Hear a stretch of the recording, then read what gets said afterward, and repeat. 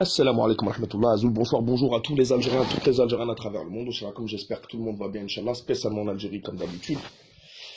Vidéo pour parler aujourd'hui d'un phénomène qui s'est produit cette semaine. J'en ai fait une vidéo sur Abdou Sammar par exemple, mais il n'y a pas que lui. J'ai remarqué que tous ceux qui sont à l'étranger, et spécialement dans les capitales occidentales de l'Europe, ont eu la même idée cette semaine.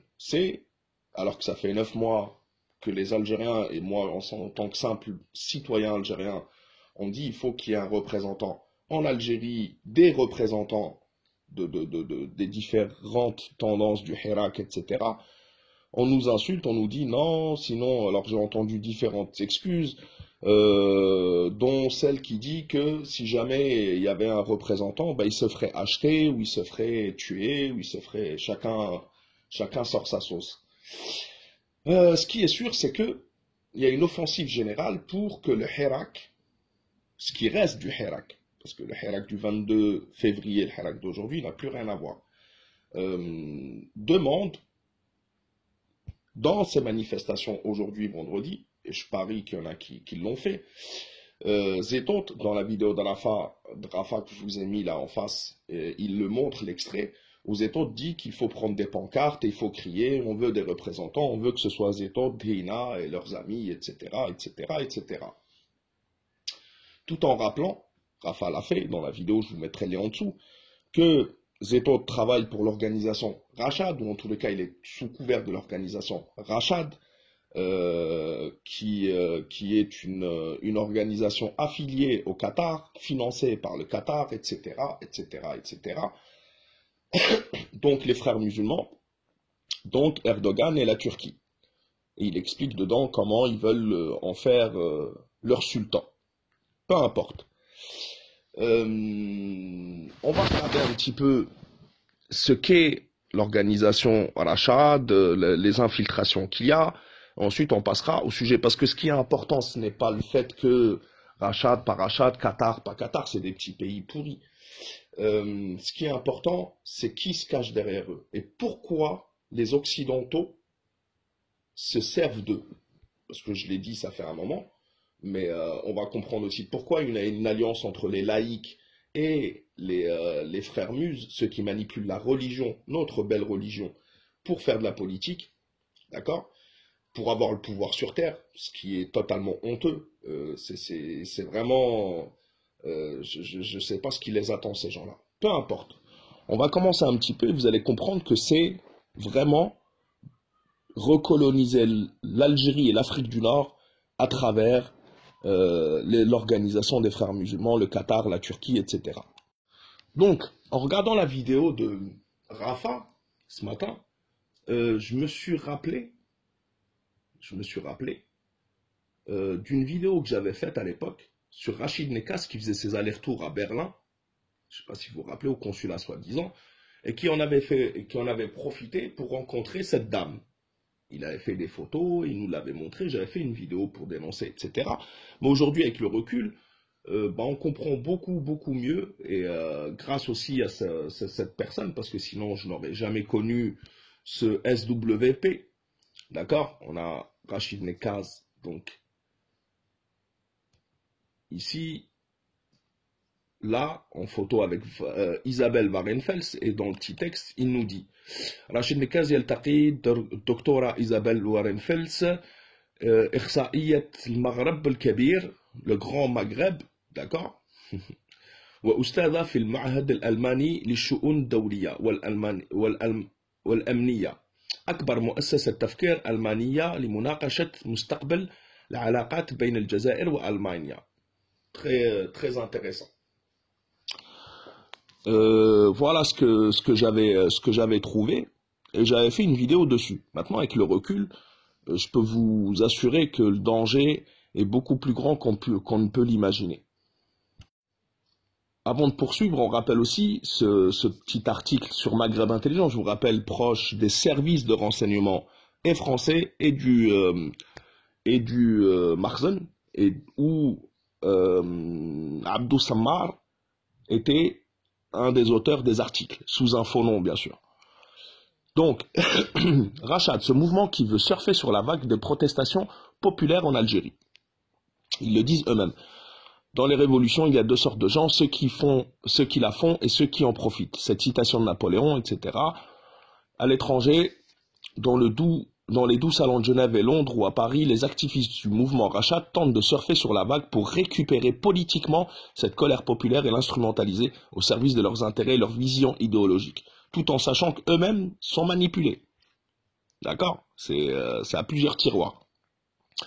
À Paris, force a été de constater que les rassemblements organisés contre le 5e mandat sur la place de la République ont été largement infiltrés par les militants de Rachad qui ont voulu s'approprier la parole lors de ces rassemblements tout en excluant d'autres militants sincères mais qui ne partagent pas leur vision islamiste. Eh oui. En effet, le mouvement Rachad a été créé par les résidus du FIS, le parti islamiste dissous au début des années 90 en Algérie. En Europe, les réseaux de l'ex-FIS ont créé ce mouvement pour tenter de soutenir un soulèvement populaire en Algérie depuis l'étranger. Doté d'une ONG à Genève et de plusieurs relais à Londres et Paris, dont cet autre, ce mouvement a longtemps essayé de faire croire aux Algériens qu'il est un mouvement islamiste light et pacifique. Ces figures emblématiques comme l'Arbi Zetot et Mourad Hina ont des positions très controversées à propos des crimes abominables commis par les milices islamistes au cours des années 90. D'autre part, la proximité de ce mouvement avec le lobby qatari a suscité le malaise au sein de la diaspora algérienne. Aujourd'hui, le forcing de Rachad au sein de ces manifestations contre le 5e mandat commence à inquiéter les activistes algériens. Ces derniers veulent conserver le caractère indépendant et citoyen de cette révolte, etc., etc.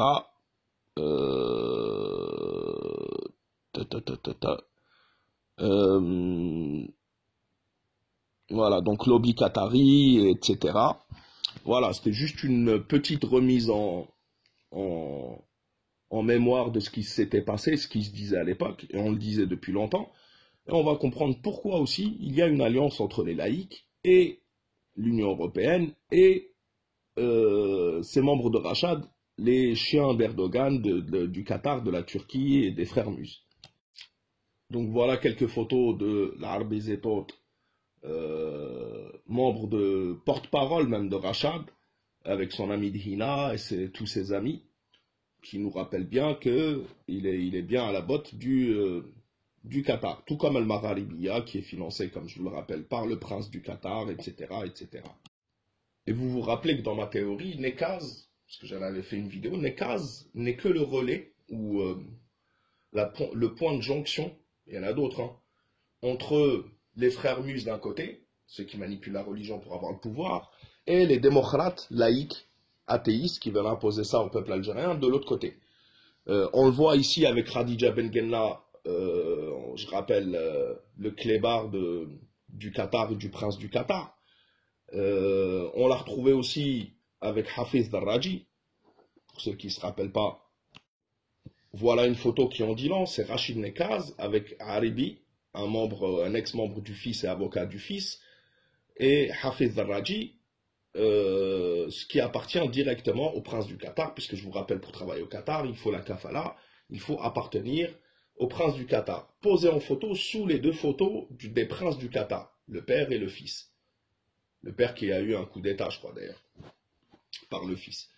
On le voit ici au Qatar, avec Aribi, on voit Nekaz, donc qui est avec les frères Mus, et en même temps avec Sofiane Djileli, par exemple. On le voit sur Al-Magharibiya, on le voit. Voilà ce que c'est que le rôle de Rachid Nekaz. Il est là pour faire la jonction entre les deux. Maintenant, ça, vous regarderez la vidéo de Rafa, on est tous au courant, etc.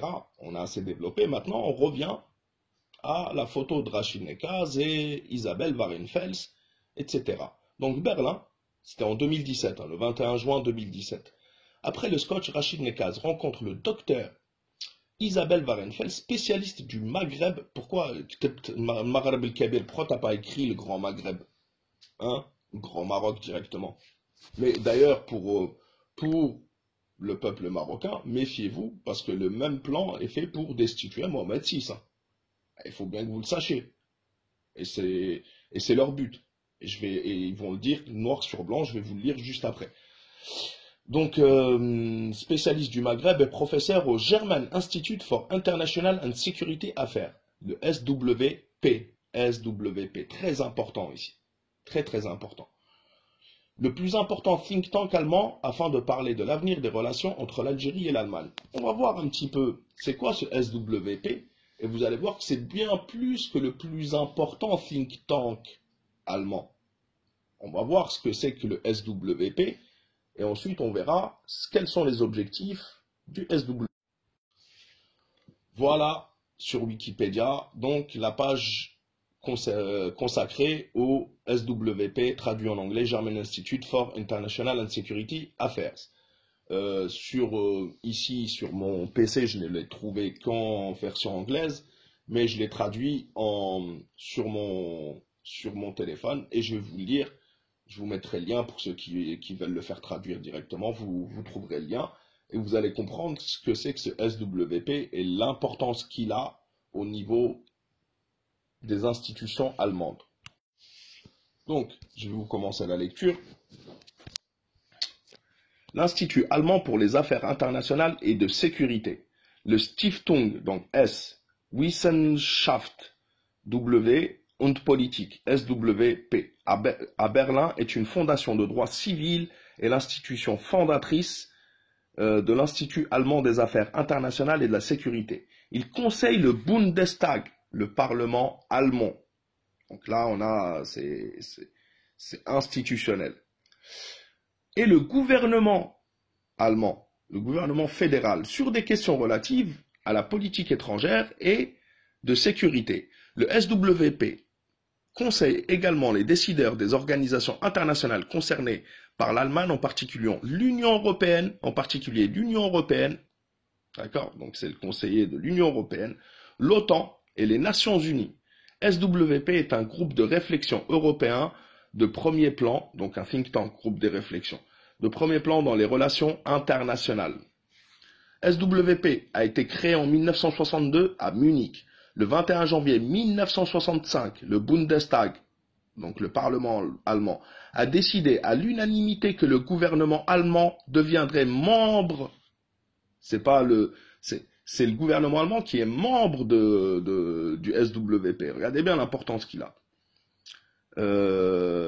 Membre de la fondation. En 2001, le siège de la fondation et son institut de recherche ont déménagé d'Ebenhausen, près de Munich, à Berlin. Depuis lors, il occupe le bâtiment classé de la Ludwig-Kirchplatz.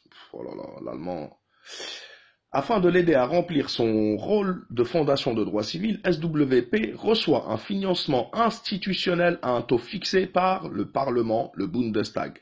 Cette subvention est approuvée chaque année sur production d'un budget par le SWP. Elle est prélevée sur le budget de la chancellerie.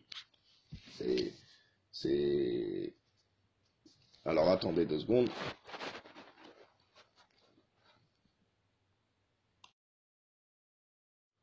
Donc je reprends. Elle est prélevée sur le budget de la chancellerie et couvre tous les coûts générés par l'activité principale de SWP. SWP mêle également des projets de recherche spéciaux financés par des tiers. Au cours de l'exercice 2016, le SWP a été financé à hauteur de 12,3 millions d'euros par le gouvernement fédéral, le gouvernement allemand. Ce soutien a été complété par 2,5 millions de sponsors externes, etc., etc. Donc nous voyons que le SWP n'est pas un simple think tank. Le SWP est le think tank qui conseille le gouvernement allemand, l'Union européenne, l'OTAN, l'ONU sur les questions de politique étrangère. Donc on voit bien que c'est un instrument aux mains des Occidentaux et aux mains de l'impérialisme occidental, puisque quand il y a l'OTAN, on ne peut pas se tromper dedans. Et voilà ce que ce SWP, d'accord, a comme objectif en Afrique du Nord, et c'est de la bouche de Isabelle Warenfels que Rachid Nekaz a rencontré, je vous rappelle, qu'on va l'apprendre directement. Donc je vous rappelle bien, docteur Isabelle Warenfels, du SWP, d'accord. spécialiste du Maghreb, professeur. Là, on va lire un article qui va nous donner des indications sur l'objectif et comprendre un petit peu mieux qu'est-ce que c'est que cette alliance entre les frères muses qui manipulent la religion d'un côté, ceux qui sont anti-religion, les athées, les laïcs, etc., etc. Et on va l'apprendre de sa propre bouche. Voilà une interview de Madame Isabelle Werenfels le 24 mai 2011, donc quelques semaines, quelques mois après la chute de Ben Ali en Tunisie, et qui nous dit, alors que le président Sarkozy et la chancelière Merkel étudient les modalités d'une réanimation de la politique méditerranéenne de l'UE, le docteur Werenfels revient pour nous sur la manière dont l'Allemagne et les Allemands perçoivent leurs intérêts au Maghreb, perçoivent leurs intérêts et les intérêts de l'Union européenne. N'oubliez pas que l'Allemagne, c'est l'Union européenne. Et à travers cet article, je ne vais pas tout vous lire, je vais vous lire une partie seulement qui nous intéresse sur les objectifs et pourquoi et est-ce qu'ils se sont alliés avec Erdogan et les frères muses et quel est leur objectif, etc. Et pourquoi eux, qui défendent apparemment pourtant la laïcité. Donc malgré sa forte position commerciale, les liens économiques et politiques de l'Allemagne avec la région du Maghreb ne sont pas établis d'aussi longue date que ceux de la France, l'Espagne ou de l'Italie voisine, pour des raisons à la fois historiques et de politique intérieure. L'Allemagne s'est opposée aux interventions en Irak et en Libye. Malgré cela, l'Allemagne ne veut pas être marginalisée dans la politique de voisinage de l'Union européenne au Maghreb. L'Allemagne garde un rôle central dans le processus de décision de la coopération avancée entre l'Europe et les pays arabes.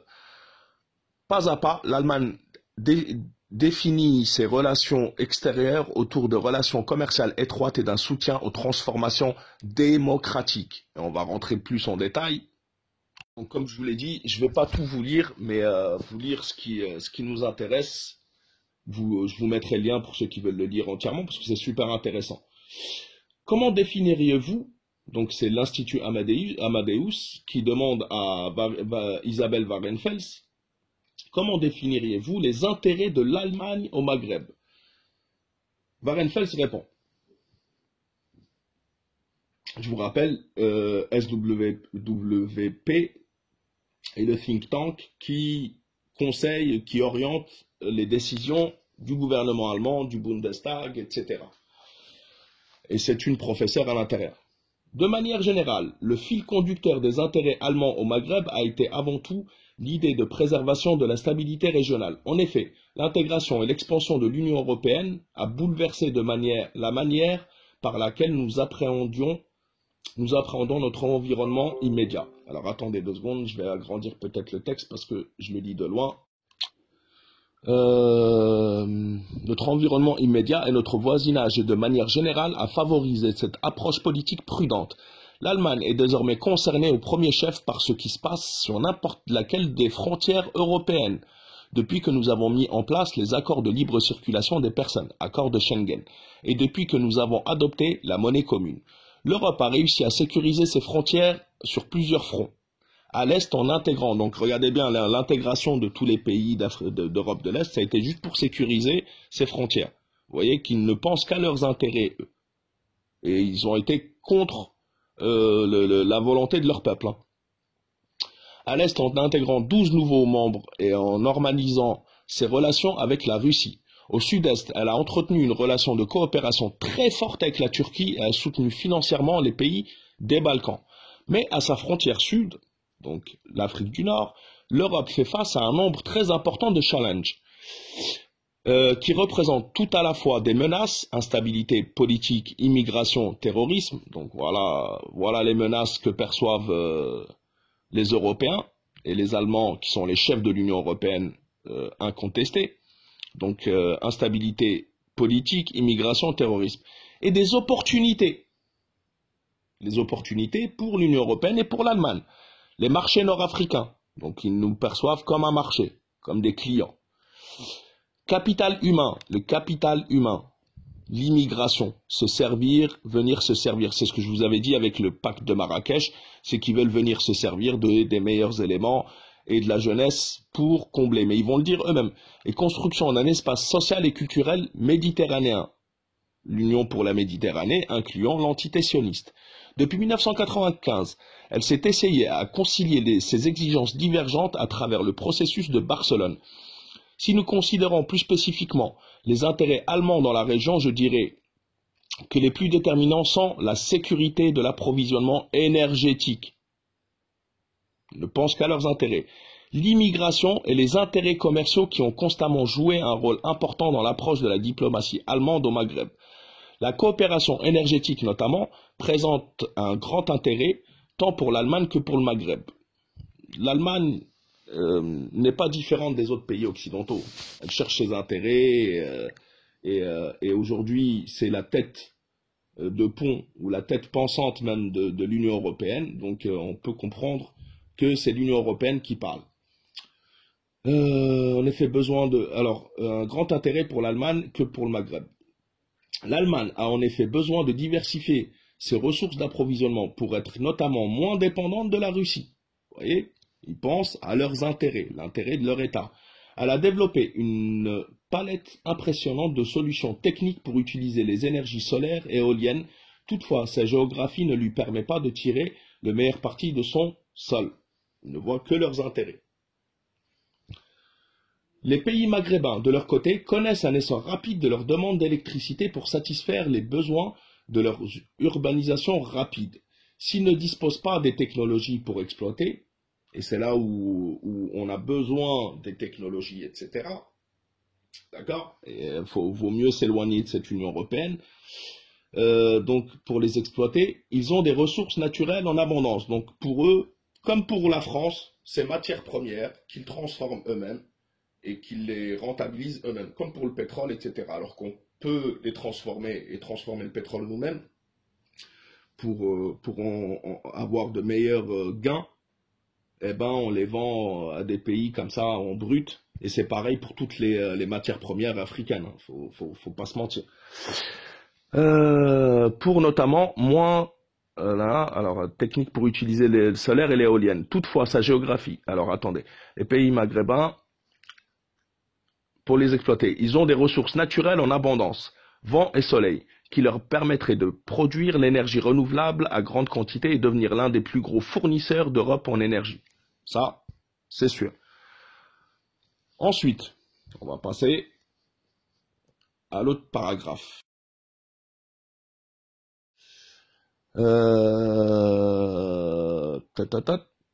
Par rapport aux migrations, l'Allemagne a deux types de préoccupations. La première est liée au vieillissement accéléré de sa population. D'accord? Écoutez bien. Qui pourrait se réduire de 10 millions de personnes d'ici à 2050. C'est-à-dire que l'Allemagne est confrontée au fait qu'ils ne font plus d'enfants et que la population, alors que l'Algérie, par exemple, a quadruplé sa population depuis 1962, l'Allemagne se retrouve dans une situation où il devrait être en déficit, c'est-à-dire perdre 10 millions d'habitants, 10 millions de personnes, d'ici 2050, d'ici 30 ans. D'ici à 2050, cette diminution de la population engendrerait des conséquences catastrophiques sur son économie et ses comptes sociaux. Bah oui, il faut bien payer la retraite, il faut bien payer les retraites des gens, il faut bien payer le chômage des gens, il faut bien payer la sécurité sociale. Bah, on a besoin de jeunes qui viennent travailler à moindre coût et qui bossent pour que les Allemands et les Européens puissent vivre tranquillement pendant que nous, on perd nos têtes pensantes et nos meilleurs ou pas d'ailleurs, notre jeunesse et la force de travail de nos jeunes qui peuvent développer notre pays. Dans les sociétés du sud de la Méditerranée, les jeunes représentent une écrasante majorité qui d'ailleurs lutte pour trouver un emploi. Et c'est là où on doit se débrouiller pour créer des emplois. Et d'ailleurs les deux sont liés, tout en se libérant justement parce qu'ils nous maintiennent dans cet état-là pour pouvoir profiter justement de notre main-d'œuvre, de nos matières premières, etc. Et n'oubliez pas que c'est SWP et Isabelle Warenfels qui le dit. Ils sont une ressource largement sous-utilisée alors que nous, en Allemagne, nous allons avoir besoin de combler un manque de main-d'œuvre dans les années à venir. Très bientôt, l'Allemagne devra, légiférer sur les migrations pour permettre d'attirer légalement une main-d'œuvre immigrée qui sera devenue nécessaire. C'est pour ça qu'ils avaient ouvert, on se rappelle, parce que ça c'était en 2011, 2013 ou 2014, ils ont fait venir plus d'1 million de Syriens en Allemagne. Et ce n'est pas fini, parce qu'ils vont avoir besoin de 10 millions de personnes. Donc l'immigration pour permettre d'attirer légalement une main-d'œuvre immigrée qui sera devenue nécessaire. Très peu de personnes en Allemagne. Attendez. Très peu de personnes en Allemagne perçoivent avec assez d'acuité ce que nous pouvons nous tourner vers le sud méditerranéen pour résoudre notre problème démographique. Voilà. Voilà comment ils vont tout faire pour déstabiliser nos pays, pour que tout le monde s'enfuit. Et le combat se trouve ici. Le combat se trouve là. Et en continuant comme ça à se faire manipuler par les étoiles, etc., vous allez comprendre que le but, c'est vraiment de déstabiliser tous les pays d'Afrique du Nord. En même temps, il faut constater que l'Allemagne n'est pas exemple de questionnement identitaire qui pose dans l'ensemble de l'Europe. Les Allemands ont exprimé une crainte lorsque l'Europe s'est ouverte à l'Est, quand les pays à bas salaire, etc. Voilà. Donc ils veulent une main-d'œuvre pas chère. Une alliance diplomatique à deux visages, Union européenne et Turquie. Eh oui, voilà ce que veut le SWP et le Bundestag et le gouvernement allemand, etc., etc. Donc, une alliance diplomatique à deux visages, Union européenne et Turquie, pourrait être une option intéressante pour relayer la politique européenne dans les pays du Maghreb. La politique européenne, pas la politique allemande, la politique de l'Union européenne dans les pays du Maghreb. Quel serait le meilleur cadre multilatéral afin de faire avancer les intérêts allemands? En parlant du cadre multilatéral, il faut d'abord dire qu'il y a eu un échec collectif du côté européen sur la coopération avec le Maghreb. Un nouveau consensus qui dépasse les frontières européennes a émergé. Nous sommes d'accord avec les Américains sur l'idée que la stabilité ne peut être préservée qu'à travers la démocratie et la prospérité économique. Et ça, c'était à l'époque de Barack Obama. On sait que Trump s'en fiche un petit peu, il dit chacun se débrouille, chacun défend les intérêts de son pays.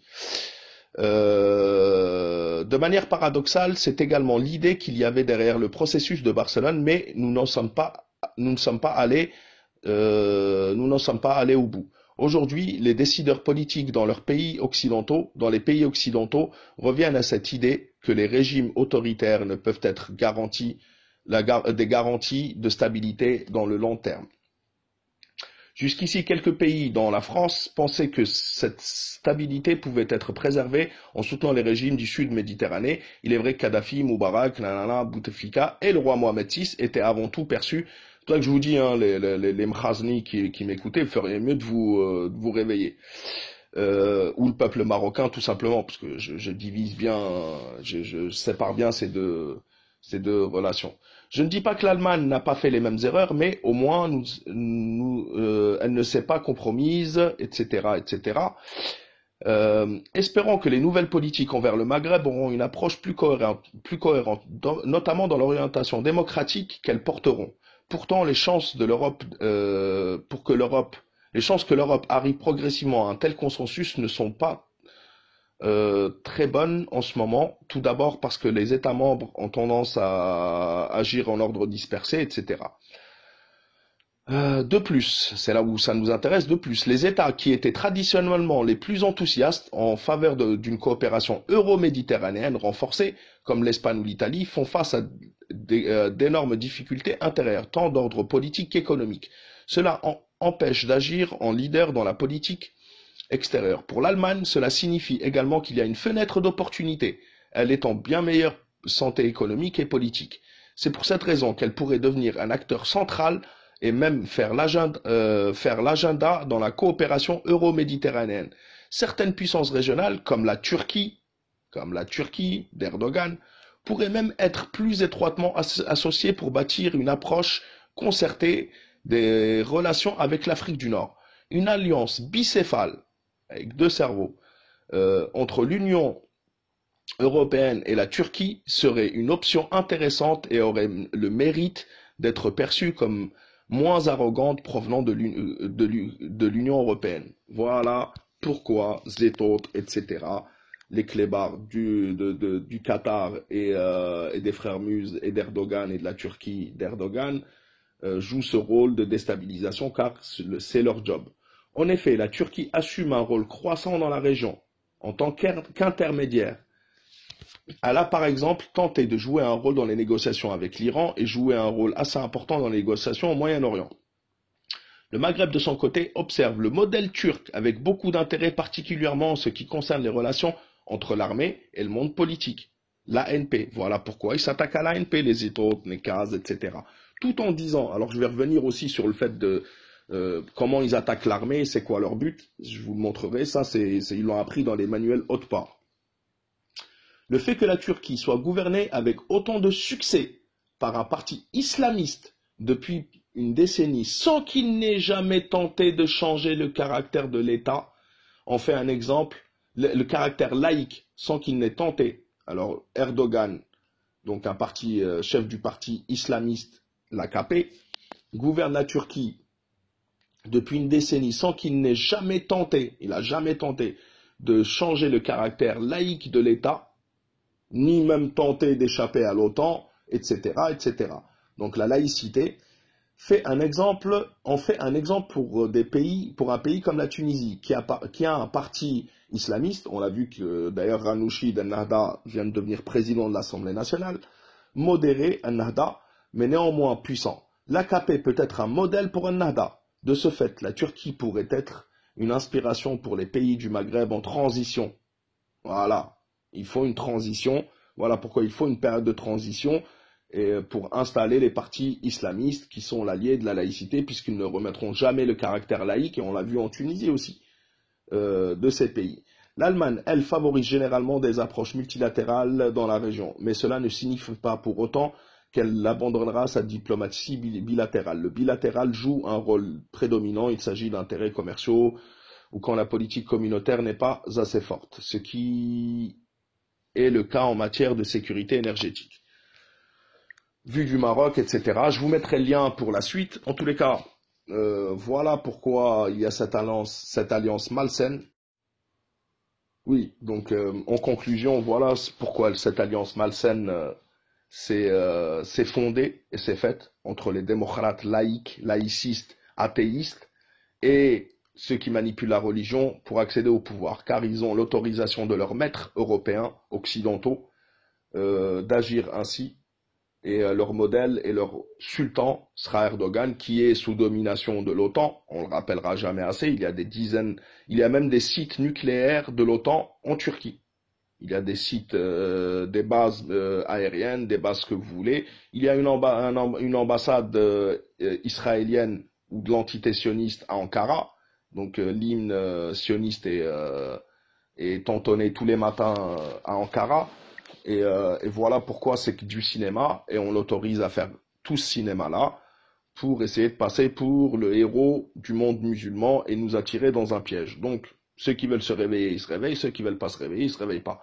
En tous les cas, la boucle est bouclée, on comprend tout à fait le petit jeu malsain qu'ils font entre eux, et on reviendra pour d'autres vidéos sur le fait pourquoi en disant oui, on attaque que les généraux. Après ils diront on attaque que les colonels. Après ils diront, bref, voilà pourquoi ils veulent créer, on va expliquer pourquoi ils veulent créer une division au sein de l'armée. Ça on l'a déjà vu sur le reportage sur Haute-Port.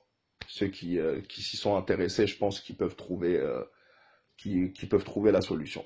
En tous les cas, voilà mes frères et sœurs, faites attention. L'Afrique du Nord, l'Algérie en particulier, mais l'Afrique du Nord en général est en danger de néocolonialisme européen.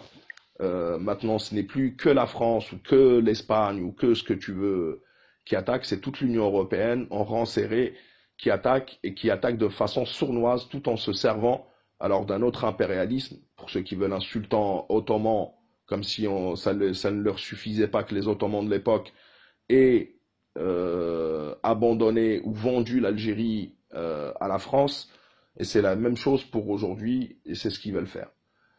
Donc, Erdogan, le faux héros, je vous dis à la prochaine, Inch'Allah. Faites attention à vous, la patrie ou la mort nous vaincront. Je pense que j'ai fini.